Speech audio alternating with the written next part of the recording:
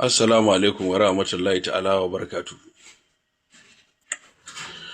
Ina ji kwanakin baya jama'a idan kun ji bidiyo na za ku ji ana ce ni na ce komai da ruwanka ne. Wani bidiyo na gani na wata yarin na Nafisa Abdullahi jarumar Kannywood.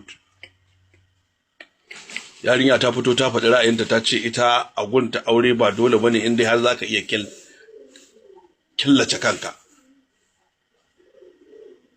Wani tambaya nan wajen magana da ta faɗa shin haka ne a addini koko akwai nakasa a maganganunta. Idan magana da ta faɗa haka ne to ya ku jama'a dan Allah dan Annabi abin da yasa ake bagarar da mu yanzu na ga wasu malamai da wasu mutane da mata da maza ga inda muka karkata ku kuma kuna so ku raba mana kuna mana dabashin kun karkato kan yarinya Nafisa Abdullahi saboda ta faɗi wannan magana. Nafisa ba kowa bace a Najeriya da za a ce wai in ta faɗi magana za a yi ta akanta. Ga inda ake kashe mu can ana caccakan mu amma ban ji ana magana ba sai dai a ringa magana akan Nafisa. Wai me yasa muke irin wannan rayuwar ne? Maimakon mu rubdugu akan abin da ya fi fishe mu. Menene ya fishe mu? Wannan insecurity da muke fama. Amma abin ta kai ce abin kunya har da malamai a cikin irin wannan maganganun da Nafisa ta fito ta yi magana irin wannan.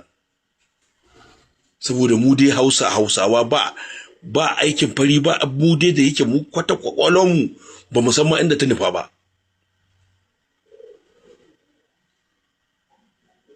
Mu tsaya mu tunani mu san me muke ciki a'a mun tsaya muna bata akan mu lokaci. Ana nema a bagarar saboda Nafisa ta fito ta ce ita aure a wajenta ba dole bane. Ra'ayinta ta fito yarinya nan ta faɗa. To menene amfanin kuma a fito ana caccakarta? Maimakon ga inda ya kamata mu je can mu caccakar. Inda ake kashe mu, inda ake ragar maganganunta ba su muni ba. Wallahi maganar Nafisa Abdullahi ba ta muni ba akan maganar da Rarara ya faɗa. Ya faɗa akan maganar security nan. Ku batta can ba a shiga tsakanin bawa da Allah, ku batta can ita da Ubangijin da ya halicce ta. Masu zagi masu kazafi suna fitowa suna mata, ko ga inda muke samun matsala kenan mu Hausawa, wallahi inda muke samun matsala kenan. Shi sa wani abin ake basar da mu ake gamawa da mu. Ni dai wannan shawara ce zan ba mu koma kan maganar insecurity nan. Mu tsaya a nan, mu zaɓe ne yake zuwa, mu ci gaba da wayewa da mutane kai, mu san me muke ciki, mu tsaya mu fuskanci mutanenmu na karkara, su fito su san mutanen da za su zaɓan mana, don da mutanenmu na karkara ake yagan mu. Saboda su suna fitowa ƙwansu da kwarkwata sun za a yi zaɓe. To mu nuna musu irin mutanen da ya kamata su zaɓa.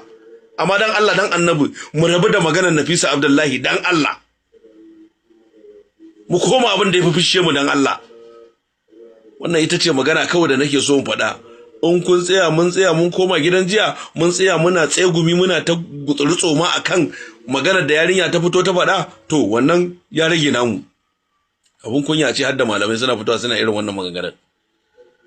Saboda kawai ita ya kane wuce ba dama mutum ya dan fito sai a ce ga inda ya kamata a yi magana na security da sace-sacen da ake wa mutane an maida yanzu billahi lazi akuya tafi dan arewa daraja. Allah ka samu dace, Allah ka ganar da mu, Allah ka kiyaye mu da sharrin masu sharri. Amma muna cikin musiba wallahi, kuma mu muke jawo kanmu musiba, sai mun waye zamu fuskanci me muke ciki. Mai magana naku Ibrahim Zinana, nagode wannan dan takaitaccen bayani ne da sako nake so in isarwa da ƴan uwana. Gwagwarmai mu bata kare ba yanzu ne ya kamata mu fara yi. Mu wayewa da ƴan ƙauye. Mu faɗakar da su wallahi. Dan za su iya wallahi yanda ake cikin tsitsi din nan wallahi ba taliya ba ko garin kwaki aka kawo musu su karba za su zabi wanda ya kawo musu. To mu je mu fita mu ringa wayan musu da kai ta inda ake cutar mu kenan ba ma wayewa da junan mu kai wallahi. Allah ka sa mu gane, Allah ka ƙara mana soyayyar ahlul baiti. Allah ka ƙara mana soyayyar Sayyidina Ali, Allah ka ƙara mana soyayyar Annabi Muhammadu sallallahu alaihi wasallam. Mai magana naku Ibrahim Zinana.